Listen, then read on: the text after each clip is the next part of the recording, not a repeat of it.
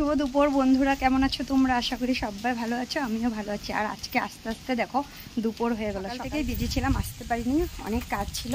আর এখন দেখো আমরা রেডি হয়ে, এখন বাজে 2টা, আর এখন রেডি হয়ে আমরা যাচ্ছি হলো আমার মাসির বাড়িতে। বোন ফিরে যাত্রা আসলো, কালকে সন্ধ্যাবেলা আসলো। তো আজকে আমাদের সবাই ইনভাইট ওখানে। ওই যে আমরা 3জন যাচ্ছি। বর তো বাড়িতে নেই, বর আছে নোয়াগাঁও, তো বর যেতে পারবে না, বর নোয়াগাঁতে আছে, আস্তে আস্তে রাত্রে হবে।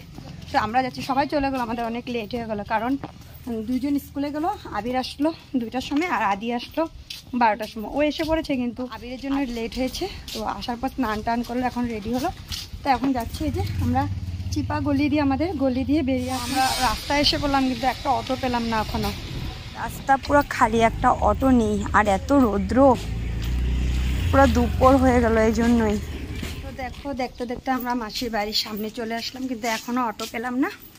আর একটুর জন্য আর অটো না নিলেও হবে, চলেই আসলাম। ওই যে 2জন পিছে পিছে হরানো এগুলো হাঁটতে হাঁটতে। চলো ওখানে গিয়ে আবার সবার সাথে দেখা হবে। তো এই যে মাসির বাড়িতে চলে আসলাম, এসে আগে খেতে বসে পড়লাম, কারণ আবার আমাদের তাড়াতাড়ি আসতে হবে, ওদের আবার মিস আসবে বাড়িতে।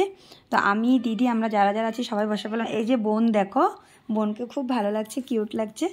তারপরে খাওয়া দাওয়া করে যে ঘরে আসলাম, এসে দেখি এই যে বোনের সাথে যে আসলো, মানে বোনের ননদের ছেলে, অল্প ব্যথা পেয়েছে পায়ে। আমার মাসি পায়ের মধ্যে ওকে মলম লাগিয়ে দিচ্ছে, মানে চোখলা উঠে গেলো পায়ে, একটু ভালোই ব্যথা পেয়েছে। তো সবাই ওকে নিয়ে ব্যস্ত হয়ে গেল।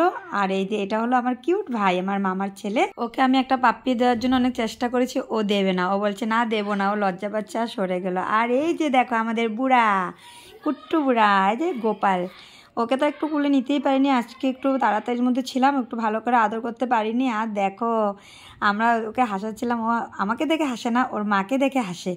এই যে আমার তারপরে সবার সাথে একটা একটা করে সেলফি নিয়েছি।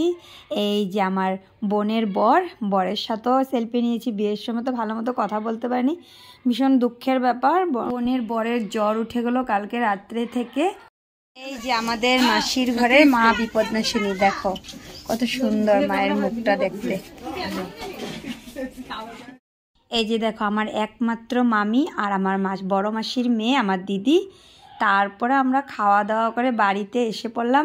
এসেই ওদেরকে টিউশনি পাঠিয়ে দিলাম, পাঠিয়ে তারপর ওরা পড়তে গেল, ওরা পড়াশোনা শেষ করে বাড়িতে আসলো। এদিকে আমি রেডি হয়ে গেলাম, ওরা আসার পরে ওদের 2জনকেও রেডি করে নিলাম। তারপরে একটা অটো নিয়ে আবার চলে যাব এখন আরেকটা বিয়ে বাড়িতে। ওটা হলো আমার ননদের বিয়ে। তো এটা তো আমাদের সকাল থেকে যাওয়ার কথা ছিল, কিন্তু যেতে পারিনি ব্যস্ততার জন্য।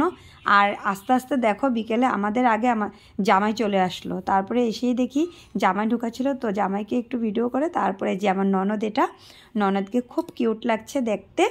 তারপর ননদের সাথে কয়েকটা সেলফি নিয়ে নিলাম। তারপরে বিয়ের মণ্ডপে চলে গেলাম। এই যে ওরা হলো বরযাত্রী পার্টি, আর এখানে ব্রাহ্মণ বসে আছে।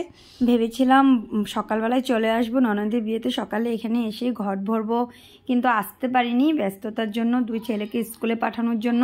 ওরা স্কুল থেকে আস্তে আস্তে অনেকটা লেট হয়ে গেলো। আর স্কুলে না পাঠালেও হবে না, কারণ বোনের বিয়ের জন্য কয়েকদিন স্কুল বন্ধ ছিল ওদের।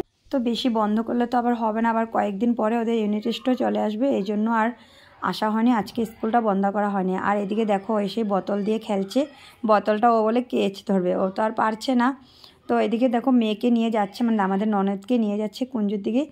ছেলের পার্টি ওরাই নিয়ে যাচ্ছে, কি করছে ওদের নিয়ম, ওদের হাঁটিয়ে হাঁটিয়ে মেয়েকে কি করছে সেটা জানি না।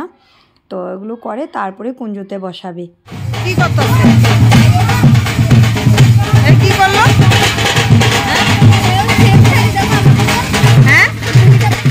তো এই যে বিয়ে শুরু হয়ে গেল, কন্যাকে নিয়ে আসলো আর বরকেও নিয়ে আসলো, 2জনকে কুঞ্জতে বসিয়ে দিল। আর আমাদের খাওয়া দাওয়া হয়ে গেল এদিকে। তো বন্ধুরা এখন বাজে রাত্রে 1টা। তো আমাদের খাওয়া দাওয়া সব শেষ, এখন আমরা যাব বাড়িতে। বিয়েটা কেমন লেগেছে, আজকের আমার ভিডিওটা কেমন লেগেছে নিশ্চয়ই জানাবে।